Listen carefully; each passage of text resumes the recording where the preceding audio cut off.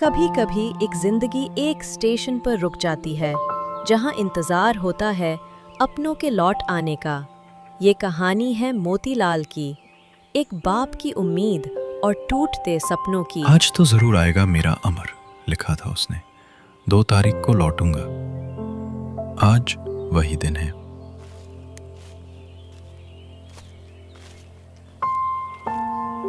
बाबूजी फिर से आए आज आप? रोज बैठते हैं यहाँ। आपका बेटा अब तक नहीं आया बाबूजी। मैं आपको सालों से देखता आ रहा हूँ बाबूजी। आएगा बेटा, जरूर आएगा। बाप की दुआएं खाली नहीं जाती।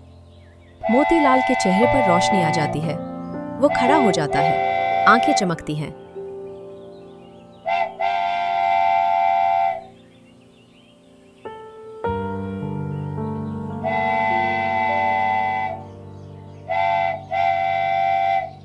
लेकिन ट्रेन गुजरती है और अमर नहीं उतरता। शायद अगली गाड़ी में होगा।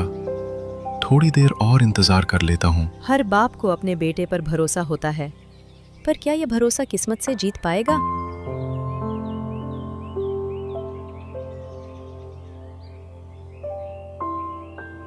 गौरी, अब तो लगता है यह शरीर साथ छोड़ देगा। न रोटी का ठिकाना, न इलाज का सहारा। बाबूजी प्लीज आप ऐसा मत बोलिए।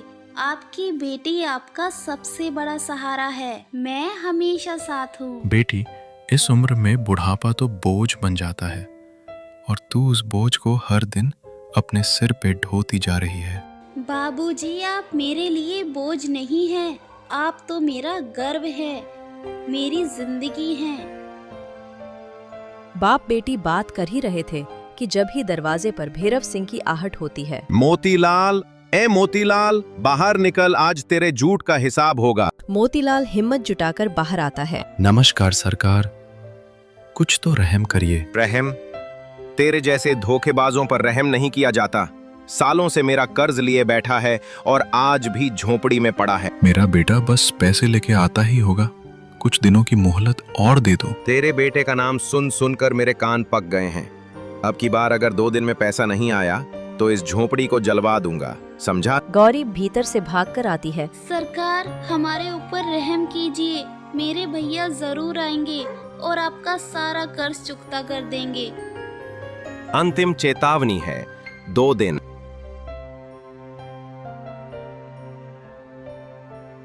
गौरी, आज रात कुछ अजीब बेचैनी हो रही है।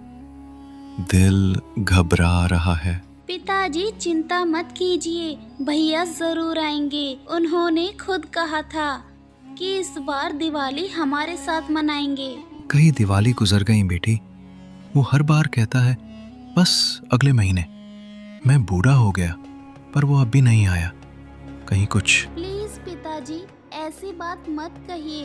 भैया आएंगे, जरूर आएंगे। और देखना, आपके इलाज के लिए शहर से दवा भी लाएंगे और हमारे लिए गर्म कंबल भी। तू ना बिल्कुल अपनी माँ जैसी है। उसी की तरह बातों से दिल जीत लेना जानती है। तो आप रोटी खाइए ना पिताजी, ठंडी हो रही है। भैया को भी भूख लगी होगी, पता नहीं वो कहाँ होंगे इस वक्त। मोतीलाल रोटी का टुकड़ा मुंह में रखते ही ठहर जाता है।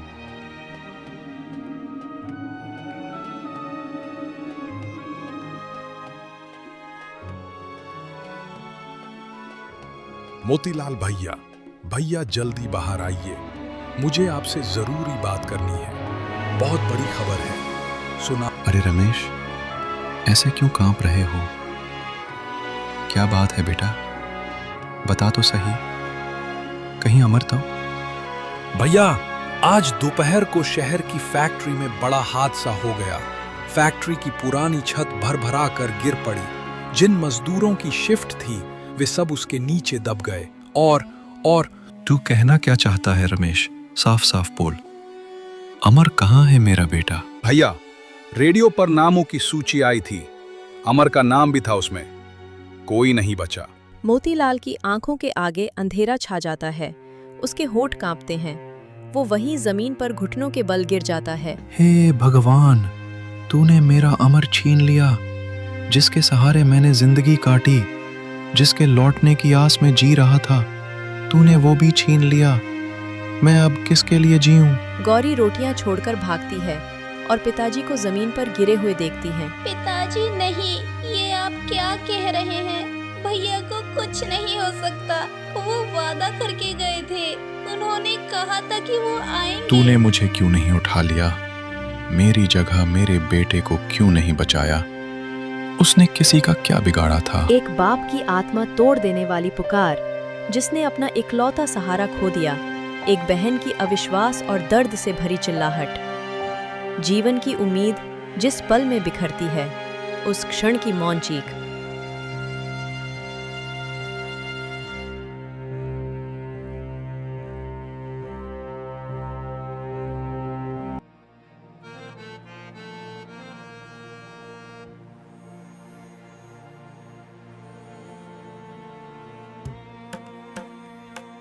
क्या आप मोतीलाल जी के घर का पता बता सकते हैं? तुम कौन हो और मोतीलाल से क्या काम? मैं उनके बेटे अमर जहां काम करता था वहां से आया हूं। उनके बेटे की मौत एक हादसे में हो गई तो कंपनी ने 1 लाख का मुआवजा दिया है। ओ, तो मोतीलाल का बेटा अब नहीं रह रहा, इसका मतलब मेरे पैसे भी डूब गए। नहीं, ऐसा मैं होने नहीं दूंगा। इस आदमी को क्या पता मोतीलाल कौन है। मैं खुद को मोतीलाल बताकर ये पैसे ले लेता हूँ, मेरे कर्ज के पैसे भी आ जाएंगे। हाँ, यही ठीक है, मैं ही हूँ मोतीलाल अमर, मेरा ही बेटा था। ये पैसे आप मुझे दे दो, खुदा की मेहरबानी। एक तीर से 2 शिकार। भैरव सूटकेस ले लेता है और अजनबी चला जाता है। भोर का समय, सूरज की हल्की रोशनी में झोपड़ी के दरवाजे पर गठरी बांधते हुए मोतीलाल और गौरी। पिताजी, इस झोपड़ी को छोड़ना मेरे लिए ऐसा है जैसे माँ की गोद छूट रही हो। पता नहीं पिताजी, दिल बहुत ही बेचैन सा हो रहा है। अब ये घर नहीं, जमींदार का बंधक बन चुका है। हम दोनों इस मुश्किल का सामना भी डट कर करेंगे। हे ईश्वर, इस बेटी को तूने ही भेजा है, मेरी ढाल बनकर। इसका जीवन मत खराब करना।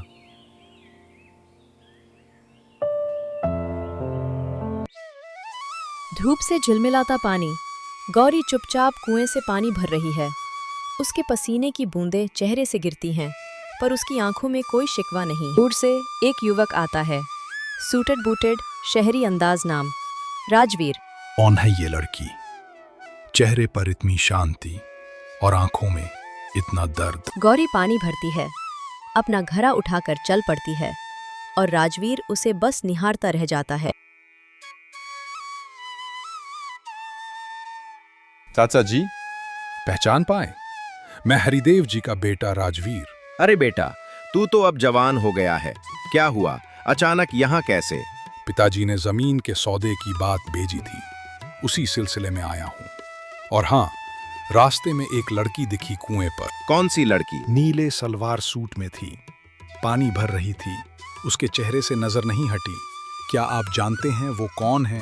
कहीं ये उस मोतीलाल की लड़की तो नहीं? नहीं, ऐसा नहीं होने दूंगा। अरे वो मेरी ही बेटी थी, रूपा। ओह, अच्छा अच्छा। सुबह का समय, बैठक में जमींदार, राजवीर और उसके माता पिता बैठे हैं। बातचीत चल रही है, माहौल उत्साहपूर्ण है। भैरव भाई, हमने आपसे एक जरूरी बात करने के लिए आने का फैसला किया। हमारे राजवीर को आपकी बेटी पसंद आ गई है। अरे वाह, ये तो बहुत सौभाग्य की बात है। मेरी बेटी के लिए इतने अच्छे घर से रिश्ता। जी, मैंने कुएं पर देखा था, पर शायद मैं कंफ्यूज हो गया। भाई साहब, अब जो भी है, बात तो पक्की ही समझो। भला इतनी सीधी साधी लड़की हमें कहाँ मिलेगी? मैं रूपा को बुलवाता हूँ अभी। रूपा बाहर आती है, अच्छे कपड़ों में, शर्माते हुए। लेकिन जैसे ही राजवीर उसे देखता है, उसकी आंखों में उलझन साफ नजर आती है।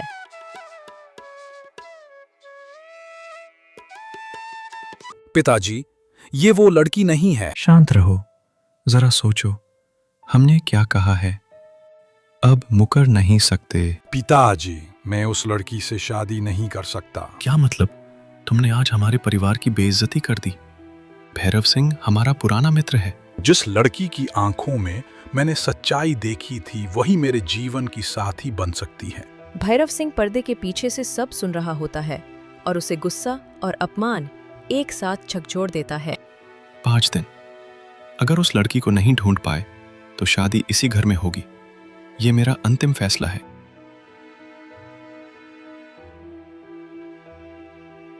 उस मोतीलाल की बेटी मेरी रूपा के सामने, ये मैं कैसे सहन करूं? वह अपने सेवक को बुलाता है।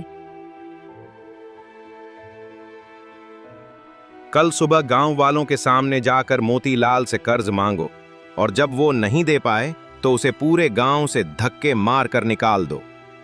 मालिक, अभी तो उसका बेटा मरा है। मर गया है तो मैं क्या करूं? उसका बाप अब मेरी बेटी के भाग्य में रुकावट नहीं बन सकता।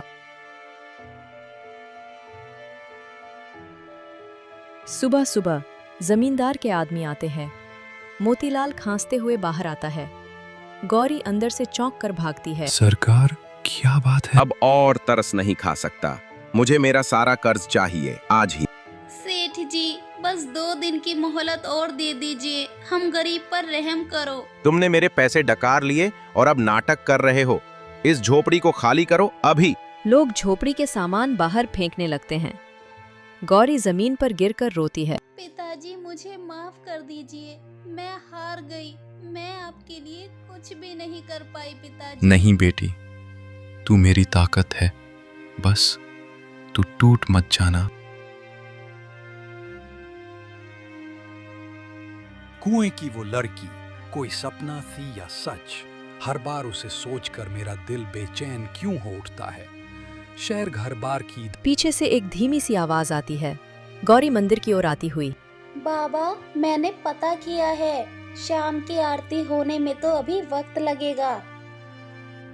राजवीर पीछे मुड़ता है, लेकिन गौरी का चेहरा दिखने से पहले वो फूल बेचने वाली बच्ची की तरफ ध्यान चला जाता है। फूल ले लो, फूल, ताजे ताजे फूल। ये फूल कितने के दिए? 5 पैसे के भैया, लेकिन अगर किसी को सच्चे दिल से याद करते हो तो मुफ्त भी चढ़ा दो, भगवान माफ कर देगा। तू तो बड़ी सयानी है। भैया, तुम जिस लड़की को ढूंढ रहे हो ना, वो भगवान के भरोसे ढूंढने से नहीं मिलेगी। खुद निकलो और उसे ढूंढो। तूने कैसे जाना मैं किसी को ढूंढ रहा हूँ? अरे राजवीर बाबू, ये बात तो गांव में बच्चे बच्चे को पता है। राजवीर अब मंदिर की ओर देखता है, लेकिन अब वहाँ कोई नहीं होता। उस क्षण उसे लगता है कि जैसे हवा में वही गुलाबी दुपट्टा लहराया हो। वो यहीं थी। मुझे उसकी आहट महसूस हुई।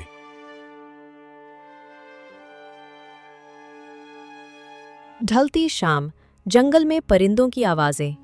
मोतीलाल हाथ में एक लाठी लेकर हांफता हुआ चलता है, आंखों में चिंता और शरीर थकावट से टूटा हुआ।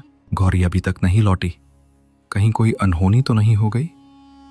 नहीं नहीं, मेरी बेटी मजबूत है। लेकिन थोड़ी दूर जाकर उसके पैर लड़खड़ाते हैं और वह जमीन पर गिर जाता है।